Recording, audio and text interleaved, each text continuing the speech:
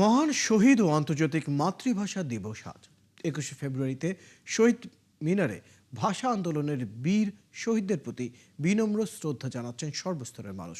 ফুলে ফুলে ভরে গেছে শহীদ মিনারের বেদি। ভাষা শহীদদের প্রতি শ্রদ্ধা জানাতে 21শের প্রথম প্রহর থেকেই বিভিন্ন শ্রেণী পেশার মানুষ ফুল হাতে জড়ো হন শহীদ মিনার এলাকায়। অনেকে খালি পায়ে প্রভাত ফেরিতে অংশ নিতে দেখা যায়। কারো হাতে ছিল জাতীয় পতাকা, কারো হাতে ব্যানার ফেস্টুন। সাধারণ মানুষের সাথে শ্রদ্ধা জানাচ্ছেন নানা রাজনৈতিক, সামাজিক, সাংস্কৃতিক সংগঠন সহ শিক্ষার্থীরাও। এ সময় তারা নতুন সরকারের কাছে মত প্রকাশের স্বাধীনতা ও গণতান্ত্রিক উত্তরণের প্রত্যাশা জানান।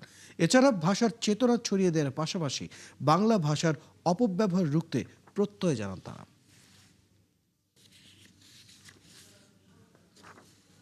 আমরা যে কর্তৃত্ববাদী স্বৈরাচারী শাসন অবসান করলাম, তারপরে দক্ষিণ পন্থার কবলে পড়ে গেছিল।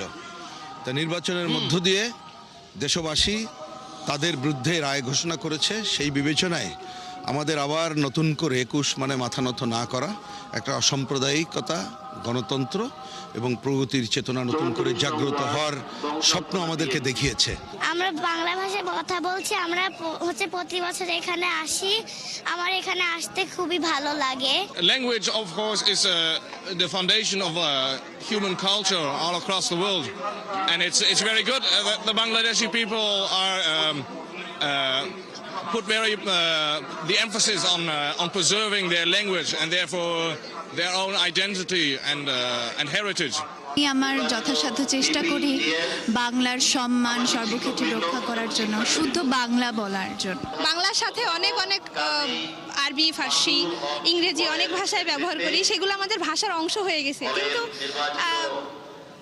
বাংলা ভাষা তো আমাদের ভাষার আন্দোলনের মধ্য দিয়ে আমরা পেয়েছিলাম মুক্তিযুদ্ধ, আমরা গৌরবময় ইতিহাস পেয়েছি বাংলাদেশের। আমরা এই ঐতিহাসিক দিনকে স্মরণ করি। আমরা চাই বাংলা ভাষার বা যারা পাঠক আছেন, লেখক আছেন, বাংলা ভাষায় পাঠক বাড়ুক, লেখক বাড়ুক, বাংলা ভাষার উৎকর্ষ হোক। অমরকেশর এই চেতনা ধারণ করে বাংলাদেশকে এমন একটা জায়গায় নিয়ে যেতে হবে যে সারা বিশ্ব যেন বাংলাদেশের দিকে তাকাতে বাধ্য হয়।